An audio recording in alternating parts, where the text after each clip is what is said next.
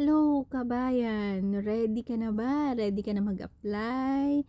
Ready ka nang mag-abroad? Ready ka nang malayo sa inyong family? So, ready mo na yung iyong physical, emotional, at spiritual. Okay? So, dito, pag pumunta ka dito, di ba may kontrata tayo? Yung pinakita ko dati dun sa video ko na kulay blue. So, nandun, nakasaad dun lahat. Nakalagay dun yung pangalan ng employer, address, pangalan mo, address mo, tapos nandun din yung kung magkano yung salary mo, kung ano yung food allowance mo, nandun din kung gaano kalaki yung bahay, kung ilan yung tao dun sa loob ng bahay, kung may aalagaan ka bang baby, kung may aalagaan kang bata, kung may aalagaan kang pet o matanda, kung ano yung mga duties mo dun, nakalagay dun yung magluluto ka, cooking, cleaning, ganyan, ironing, basta lahat ng trabahong bahay, lahat ng trabahong nandun, nakalagay doon. And then, nakalagay din doon kung may sarili kang room, kung sure kayo kung may alaga ka, sure kayo ng alaga, ganun. Tapos, nakalagay din doon kung alin yung mga pwede mong gamitin dito sa loob ng bahay pag nasa employer ka na. Pero pinapaliwanag din naman yun. Pagdating mo sa employer, syempre, i-explain din sa'yo yung mga bagay-bagay. Ganun. And then, dun sa loob ng kontrata na yun, meron tayong, di ba in 1 week, meron tayong 7 days. So, sa loob ng 7 days na yun, sa atin yung 1 day, yun yung pahinga natin. Meron tayong rest day weekly. Minsan nga lang, ang rest day dito is usually Sunday. Pero yung iba, hindi pinapalabas ng Sunday. Yung iba Saturday, yung iba nga Monday, Tuesday, ganun. So sa una, pakisamahan nyo lang muna yung employer nyo.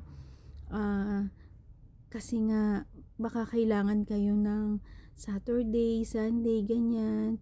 Baka meron sila mga importanteng gagawin, kaya papalabasin kayo ng Monday or Tuesday. Pero hindi naman konti lang yung mga nagpapa-day off ng ganun. Pero kung ganun yung ibigay sa inyo, tanggapin nyo na lang.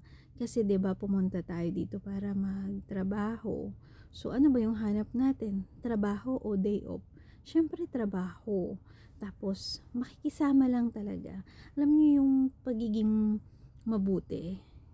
Kahit sila may mga ugali, at the end, magagaya na rin sila sa inyo. Maa-adapt nila yung kabutihan mo. Tapos yung lagi kayo mag-i-smile, ganun ang gusto ng mga inchik.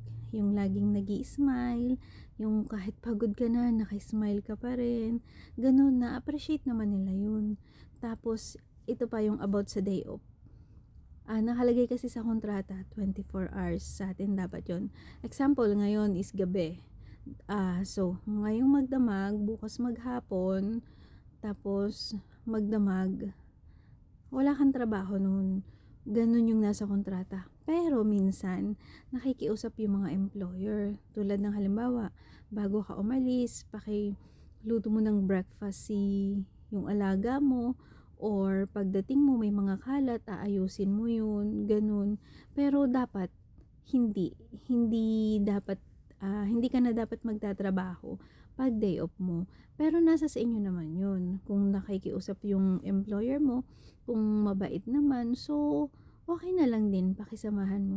Kasi ako nun dati, dun sa employer ko, ganun, kahit dito, sa bago, hindi nila ako inuutusan.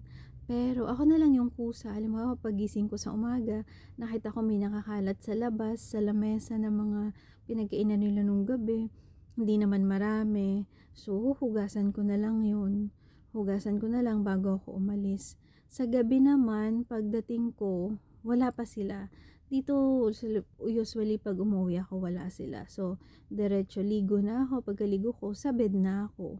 Ganun din naman dati sa nakaraan ko na employer. After ng holiday ko, yung day off nga, wala na akong gagawin nun. Ano na lang ako, magsha-shower, tapos hihiga na ako. Tas minsan, okay lang din naman sa employer na sa bahay ka lang. Halimbawa ngayon, tulad ngayon winter, balot na balot ako. Kasi malamig. Pag winter, dati, okay lang sa kanila na sa room lang ako. maghapon lang ako do'n, okey lang na magluto ako gano'n. Pero iba-iba. Dito iba-iba yung ugali ng employer. So minsan, okey lang 'yun na mag-i-stay ka, na magluluto ka, kahit day off mo, pero yung iba hindi. So 'pag hindi sila payag ng gano'n, na kailangan lalabas ka, na hindi ka puwedeng magluto during holiday mo, so okey lang lumabas ka na lang. Marami naman ditong puwedeng maraming puwedeng pag-stayan, puwede ka namang kumain sa labas. Yun, basta 'pag malamig magdadala ka lang ng komportable na para maging warm ka na damit, na jacket, gano'n. Para maging komportable ka kahit nasa labas ka. And yun, sa ngayon, yun muna yung aking i-she-share sa inyo, yung about sa day off. Sa day off naman, yun, basta sa loob ng isang linggo meron tayong 1 day na day off. So, dapat matutupad yun kasi nasa kontrata yun. Pero wag naman kayo agad away sa inyong sa inyong employer kung sakasakali na hindi agad kayo pa-day open. Basta laging nasa maayos sa pag-uusap and sa pakikisama. Yun muna yung mai-share ko sa inyo ngayon. And sa mga susunod kong video, marami pa akong i-share para dun sa mga baguhan, na gustong magsubok, pumunta dito at magtrabaho. And yun. Thank you. Thank you for watching, everyone. Bye!